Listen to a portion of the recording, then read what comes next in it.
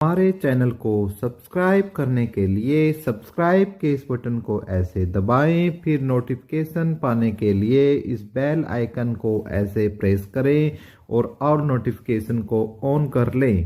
धन्यवाद। वेलकम साथियों, एक बार फिर एपिक एजू चैनल पर आपका स्वागत है। और चैनल का एक ही ध्येय सच्चाई के साथ आपको अपडेट देना, चाहे वो भर्तियों की हो, चाहे किसी भी मामले में एजुकेशन से संबंधित कोई भी अपडेट क्या ना हो, सिर्फ और सिर्फ सच्चाई के साथ आपके सामने पेश करना इस चैनल का मुख्य उद्देश्य है। जिसको लेकर मैंने ये चैनल बनाया है दोस्तों, उसका सिर्फ एक इसी उद्देश्य को लेकर ये बनाया गया है।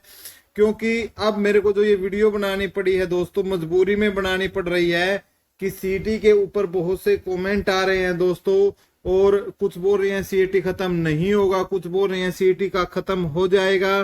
तो हर ग्रुप डी के ऊपर जो अपडेट है सब कुछ इस वीडियो में हम चर्चा करेंगे। होनेस्टली इसके साथ हम चर्चा करेंगे दोस्तों, विदाउट ऐसे कुछ नहीं बोलेंगे।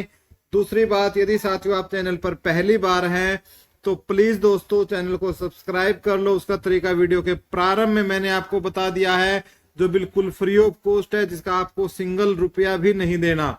दूसरा, वीडियो को शेयर किया करो दोस्तों, फेसबुक के ऊपर या टेलीग्राम पर या व्हाट्सएप पर ग्रुपों में, जहां उसके शेयर जरूर किया करो। तो दोस्तों आज का जो सबसे महत्वपूर्ण मुद्दा है हम उसी पर हम बात करने वाले हैं दोस्तों। आपको पता है दोस्तों, हरियाणा स्टाफ सिलेक्शन कमीशन और हरियाणा सरकार एक पॉलिसी लेकर आई, जिस पॉलिसी का नाम उन्होंने रखा सीईटी, ठीक है, यानी कॉमन एलिजिबिलिटी टेस्ट। और इसी बेस पे दोस्तों इन्होंने ग्रुप सी के पदों पर भर्तियां निकाली, ठीक है, ग्रुप डी की भर्तियां निकाली, ठीक है, और टीजीटी की भर्तियां निकाली, साथ में हरियाणा पुलिस की वैकेंसियां निकाली, और भी बहुत सारी वैकेंसियां हरियाणा स्टाफ सिलेक्शन कमीशन ने सीईटी के थ्रू निकालने का काम किया। एक तो बात दोस्तों, यदि वीडियो पर बने रहेंगे, जो बातें आपको बड़े बड़े यूट्यूब चैनल आपको बरगला रहे हैं उन पॉइंटों पर भी आएंगे, क्योंकि उनका मकसद कहीं ना कहीं भ्रमित करके अपना जो धंधा है, बिजनेस है, वो भी चलाना होता है भाई, उनका काम है, तो उनको भी हम गलत नहीं ठहराते, वो अपनी जगह सही है। लेकिन हम इंफॉर्मेशन के तहत आ रहे हैं कि वो इंफॉर्मेशन कितनी सच्चाई है, तो उस पर हम आ रहे हैं। तो ये भर्तियां निकाली गई दोस्तों, जिसमें से सिर्फ एक ग्रुप डी की जो भर्ती बोल रहे तो वो आधी अधूरी पूरी हुई है, वो भी अच्छी तरीके से दोस्तों पूरी नहीं हुई है। इसलिए मैं इस पर आपका क्या है, रेड टिक लगा देता हूं, और बाकी सभी भर्तियों पर मैंने डबल रेड टिक लगा दिया है, यानी कोई भर्ती पूरी नहीं हुई। उसका रीजन था दोस्तों, हमारे जो सीईटी थी, जो ये पॉलिसी थी, इसके अंदर बहुत सारी खामियां, इसके अंदर इतने लूप होल छोड़े गए अधिकारियों के द्वारा, क्योंकि उन्होंने दोस्तों पहली बार बनाया।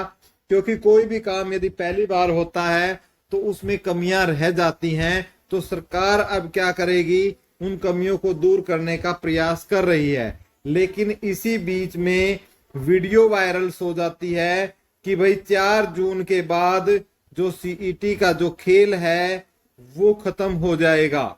सीईटी का जो खेल है दोस्तों वो खत्म हो जाएगा, यानी कहने का मतलब उन बड़े बड़े यूट्यूबर्स का ये है कि अब सीईटी नहीं होगा आगे, ठीक है। खास तौर से जो वो फोकस कर रहे हैं दोस्तों, 2 प्रकार की भर्तियों पर कर रहे हैं। एक तो ग्रुप सी की, और दूसरा ग्रुप सी के तहत ही जो आपकी टेक्निकल भर्तियां हैं उनके ऊपर, ठीक है। यानी उनका ये बोलना है कि इनकी डायरेक्ट भर्तियां आएंगी, सीधी भर्तियां आएंगी, ठीक है। बाकी ग्रुप डी के लिए आपका जो है, जो टेस्ट है आपका, वो ग्रुप डी के लिए क्या होगा दोस्तों, आपका सीईटी होगा, ठीक है। और इसका स्कोर कार्ड 3 साल तक वैलिड रहेगा, ठीक है। लेकिन दोस्तों ये बात तो पिछले सीईटी में भी इन्होंने पहले ही बोल दी थी कि जो आपका स्कोर कार्ड है ग्रुप डी के लिए वो 3 साल तक अब भी वैलिड है, ठीक है। तो अब जो सच्चाई के साथ बयान बताया जा रहा है कि सीईटी खत्म हो जाएगा, अब आपके भी मन में क्वेश्चन होगा कि क्या सीईटी खत्म हो जाएगा, ठीक है, क्या सीईटी खत्म हो जाएगा दोस्तों, क्या आगे भर्तियां जो होंगी जो आगे भर्तियां होंगी वो बिना सीईटी के होंगी, बिना सीईटी के वो भर्तियां होंगी दोस्तों। तो इन्हीं बातों पर हम एक बार फिर थोड़ा सा आपको सुलझाने का काम करते हैं। मैं आपको बता देता हूं दोस्तों कि जो सीईटी है दोस्तों, सीईटी के ऊपर जैसा कि पता है दोस्तों 4 गुना बच्चों को प्री के बाद, ठीक है ना, प्री के बाद जो मेन एग्जाम होता है उसके लिए कितने 4 गुना बच्चों को बुलाया जाता है। ठीक है, अब इस पर काम जो है, इसके ऊपर जो सीईटी पॉलिसी के अंदर जो जो खामियां हैं दोस्तों उन्हें निकालने का काम किया जा रहा है और इसके ऊपर एक कमेटी बनाई जा रही है। ठीक है, इसके ऊपर एक कमेटी बनाई जा रही है दोस्तों। ठीक है, और उस कमेटी का काम क्या रहेगा दोस्तों, उसमें यह रहेगा कि सीईटी पॉलिसी के अंदर जो जो कमियां हैं जिसकी वजह से युवा नाराज है उन सभी को निकाल फेंक दिया जाए। और उन्हीं में से एक युवा नाराज था सीईटी क्वालिफाई को लेकर। ठीक है, क्वालिफाई को लेकर, लेकिन अब साथी आवाज नहीं उठा रहे हैं क्योंकि अब इसमें अमेंडमेंट होना है। तो अब यहां से ऐसा पता लगा है कि 12 गुना से सरकार 15 गुना तक बच्चों को बुलाएगी, यानी क्वालिफाइंग नेचर अब भी सरकार करने के मूड में नहीं है साथियों। तो जागना है तो पहले तो इस पॉइंट पर जागो आप। ठीक है, सरकार इस मूड में नहीं है। तो जो बिना सीईटी भर्तियां है, अभी तक कोई ऐसा नोटिफिकेशन या सरकार की तरफ से या एचएसएससी की तरफ से हमने भी जानने की कोशिश की है, ऐसा कोई नोटिफिकेशन नहीं है कि बिना सीईटी आपके भर्तियां होंगी। ठीक है, अभी भी यही है कि आपका सीईटी होगा और सीईटी के तहत ही आपकी क्या है दोस्तों भर्तियां होंगी।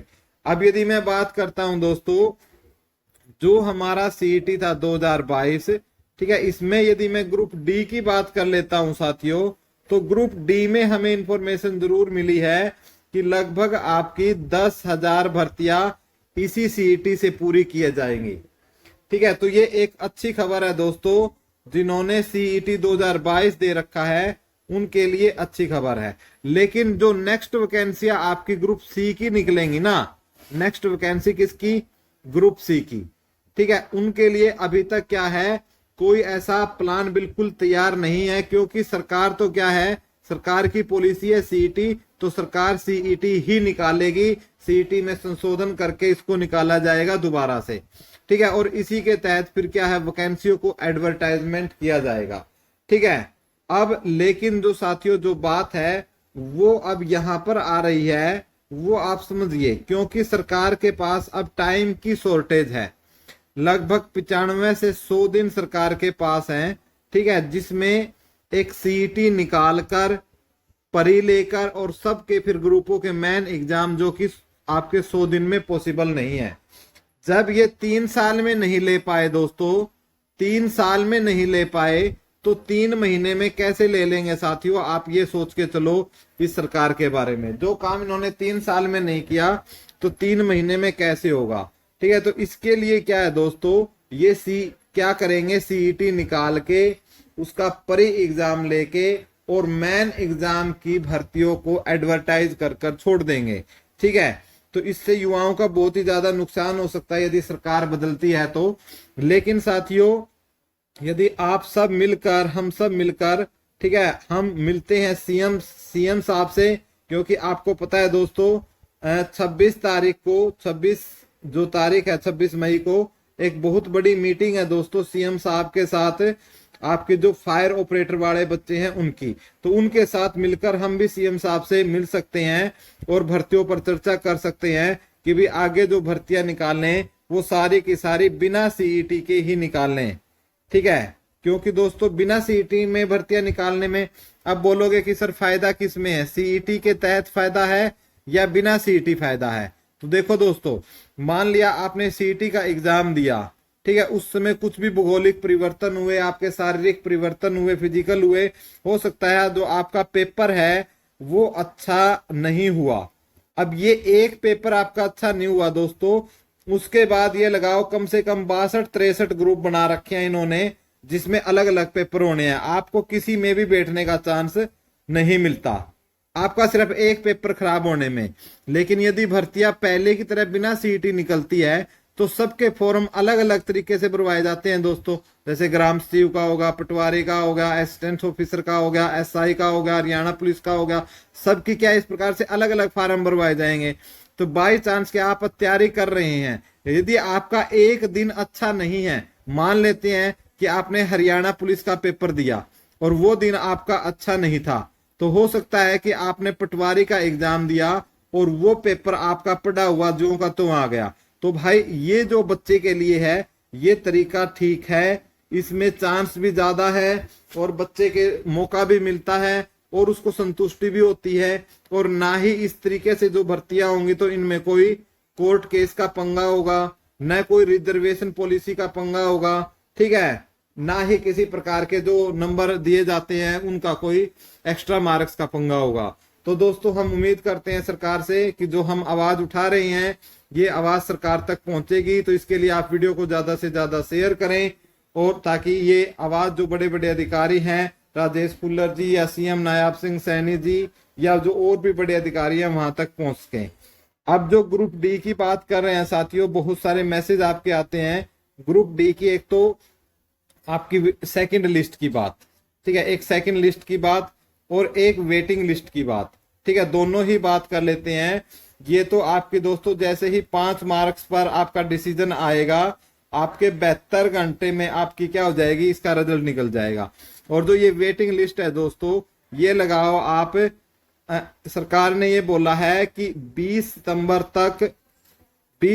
तक आपकी जितनी भी वेटिंग लिस्ट है वो सारी सरकार क्लियर कर देगी, 20 सितंबर आपकी 2024 तक, ठीक है। और इस तब तक सरकार ने ये है अपडेट जो आ रही है दोस्तों, 3 वेटिंग लिस्ट लगेंगी, ठीक है, 3 वेटिंग लिस्ट आपकी लग सकती है और उसके बाद यदि जरूरत पड़ती है तो और भी ज्यादा वेटिंग लिस्ट लग सकती है। तो इसलिए जिनके 1-1, 2-2 नंबर जिन विद्यार्थियों का कम है उनके लिए बहुत बड़ी खुशखबरी है। और साथ के साथ उसके बाद फिर क्या है, सीईटी 2022 के बेस पर ही क्या है ग्रुप डी में दोस्तों, ठीक है, ग्रुप डी के अंदर आपकी लगभग 10,000 भर्तियां और निकलने वाली हैं, ठीक है, 10,000 निकल जाएं, 6,000 निकल जाएं, 6 से 10,000 के बीच में आप रेंज में लगा के चलो कि भाई इतनी भर्तियां निकलेंगी।